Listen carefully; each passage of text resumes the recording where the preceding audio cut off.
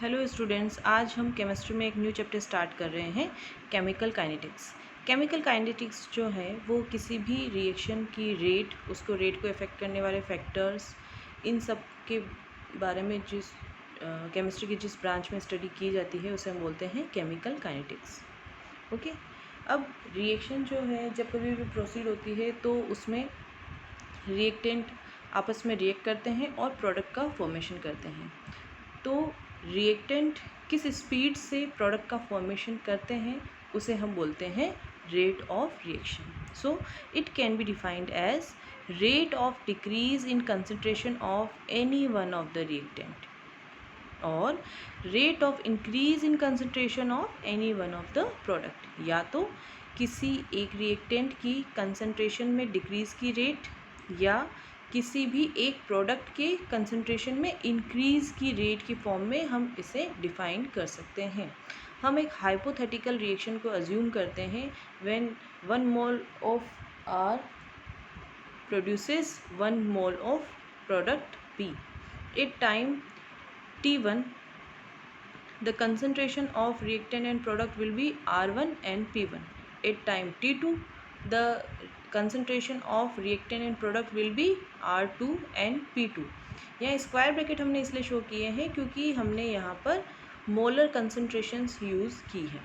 Okay, सो time interval delta T पर क्या हो जाएगा,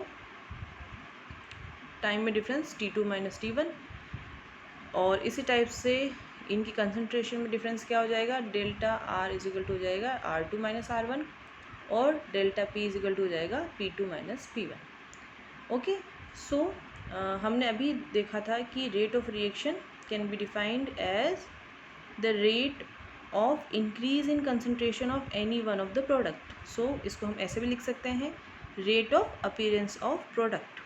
अपीयरेंस क्योंकि जैसे जैसे रिएक्शन प्रोसीड होती जाएगी जो प्रोडक्ट है उसकी कंसंट्रेशन इंक्रीज़ होती जाएगी। सो हम यहाँ पे ऐसे शो कर सकते हैं, increase in concentration of product upon time taken. Increase क्या हुआ है वो यहाँ पे हो जाएगा delta P upon delta T. Delta P जैसे कि आपको पता है P2 माइनस P1 और डेल्टा टी क्या हो जाएगा T2 माइनस T1। ओके, तो यहाँ पर आपको फर्स्ट इक्वेशन फाउंड हो गई है। नेक्स्ट हम शो कर सकते हैं रेट ऑफ रिएक्शन को rate of disappearance of reactant are.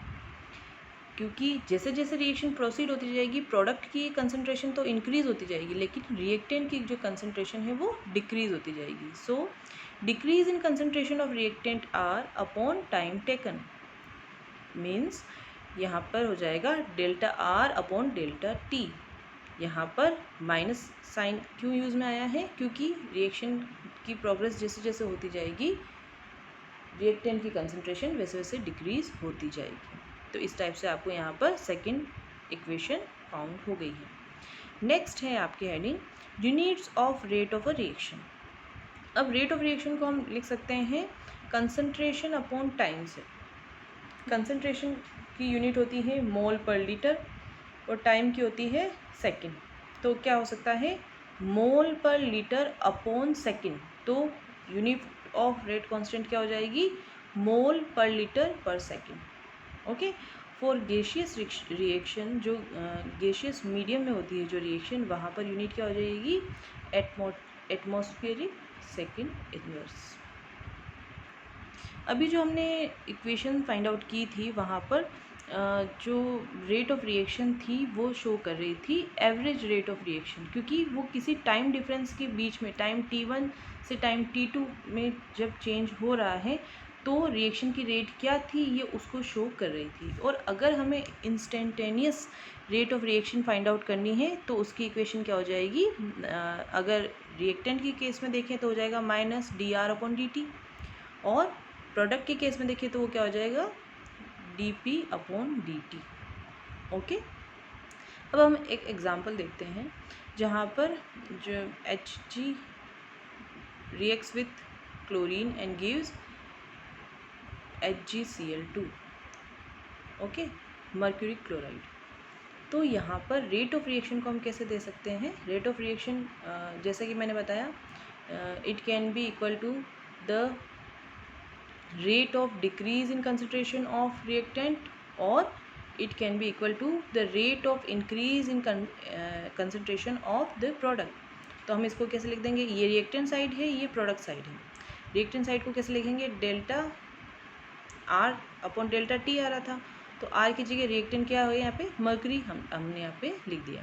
और नेगेटिव यहाँ पे साइन आएगा बिकॉज रिएक्टेंट साइड में हमेशा कंसनट्रेशन डिक्रीज होती जाएगी। Equal to again minus delta R upon delta T, R की जगह क्या आ जाएगा Cl2 बिकॉज Cl2 यहाँ पर जो क्लोरीन है वो एक रिएक्टेंट है, is equal to delta HgCl2 upon delta T. यहाँ पर ये प्रोडक्ट साइड है तो ये प्रोडक्ट अपॉन टाइम टेकन आ जाएगा और यहाँ पर नेगेटिव सिंबल नहीं आएगा बिकॉज नेगेटिव साइन सिर्फ आता है प्रोडक्ट के साथ, क्योंकि वहाँ पर कंसनट्रेशन डिक्रीज हो रही है, लेकिन रिएक्टेंट के साथ, क्योंकि रिएक्टेंट की साइड में हमेशा कंसनट्रेशन डिक्रीज होती जाएगी जबकि प्रोडक्ट की साइड में कंसनट्रेशन हमेशा इंक्रीज होती जाएगी।